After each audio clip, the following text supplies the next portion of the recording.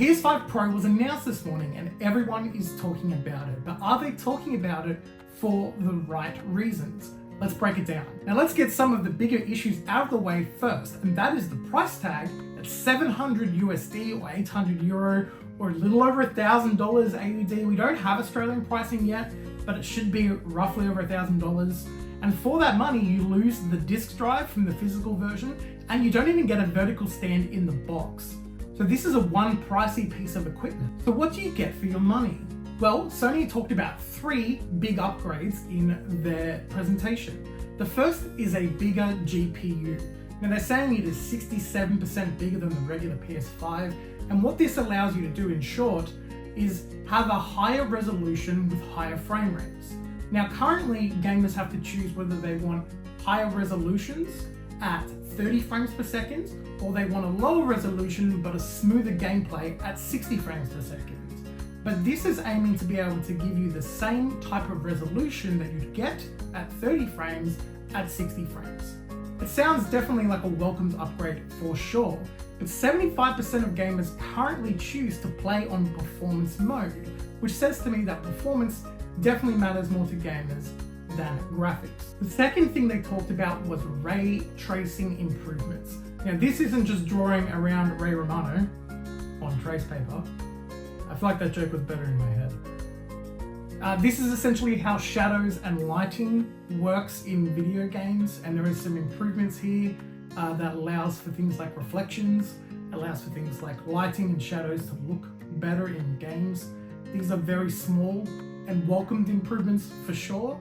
If you're into the graphics side of things, then I definitely think this will make a difference for you. But for the average consumer, I'm not too sure we'll notice too much of a difference. They focused a lot about showing the detail in the background of things rather than what we generally focus on when playing a game, which is the action. And lastly, they have a thing called PlayStation Spectral Super Resolution, which sounds like a crazy marketing term, but PSSR for short.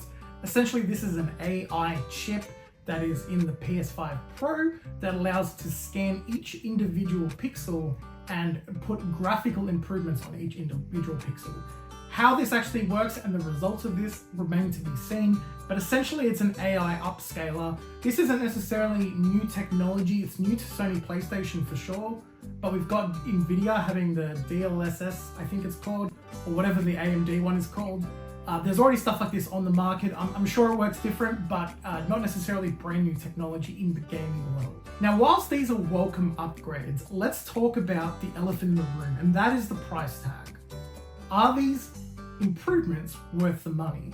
Well, only you can answer that because the value is different for everybody, but I can tell you my opinion. And the first thing that comes to mind is the improvements in graphics aren't necessarily a big draw card for me. They seem very minor background detail stuff, and with the PS5, I feel hasn't even been utilized properly yet by game developers, and it can still get pushed even further. I don't know if the graphical improvements are worth the price tag for me, but the big thing for me is the loss of the disc drive. Now, obviously I sell video games, so I'm a bit biased, and obviously I collect them as well, as you can see behind me, but there's a good reason that I do that, and that is I like owning my games. A digital-only storefront gives Sony a lot of control in terms of being able to monopolize their market, forcing customers to mostly purchase through them. There are some websites and stuff like CD Keys where you can buy licenses for Sony products, but most customers will go on the PlayStation Store on their console and purchase their games that way. But it also means that you can't give your games to a friend when you're finished. There's no second-hand market. And for me, I love being able to share my games with my family and friends when I finish playing them.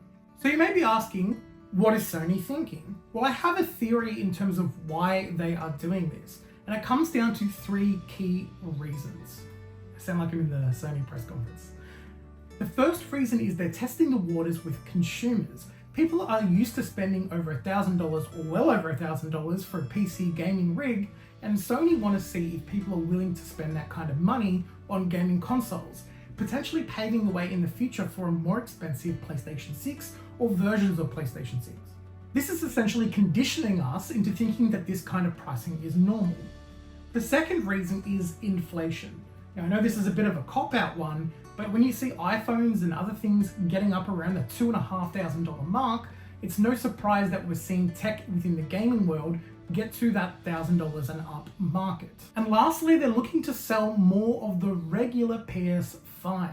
Now essentially what this is a concept called laddering, which I won't get into here, but essentially you could look at it and go, the PlayStation 5 Pro is too expensive for me, I'll get the regular PS5, or I'll get the digital only version. Now the consumers have three options, and what it's doing is it's removing Xbox from the conversation.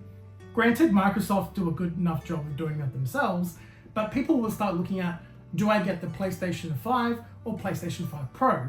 Rather than asking, do I get a PlayStation 5 or Xbox Series X? It changes the conversation in PlayStation's narrative, and it's a very smart move to be able to not only sell PS5 Pro at a higher price, but to drive sales of the regular PS5 as well.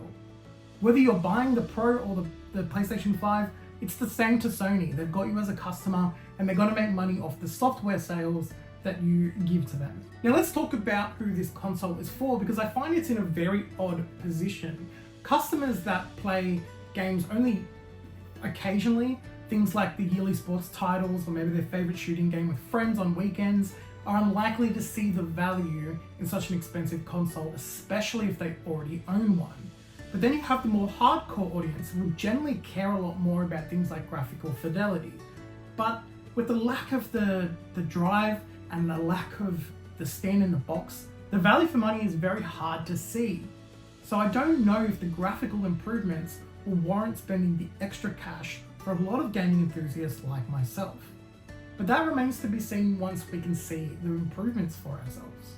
I'm definitely not against a more expensive PlayStation. I think for the PlayStation 6, if this was positioned as a Pro version alongside the PlayStation 5 at launch, maybe they'll do that for the PlayStation 6, then I would definitely take that, because I want longevity out of my consoles and I want the best gear going around. But to drop it halfway through a console generation is a very hard ask for a lot of consumers. So I do feel that this console is more about testing the waters than it is about selling it directly to us. Now the last thing I'll mention about this console is the design. I will say with the stripes down the middle, it looks like my cousins maybe designed this thing and it looks like it's wearing an Adidas tracksuit. I don't know about you, but that's how I view it anyway. So that's going to wrap it up from me today. It's an interesting product. Let me know what you think of the PS5 down in the comments below.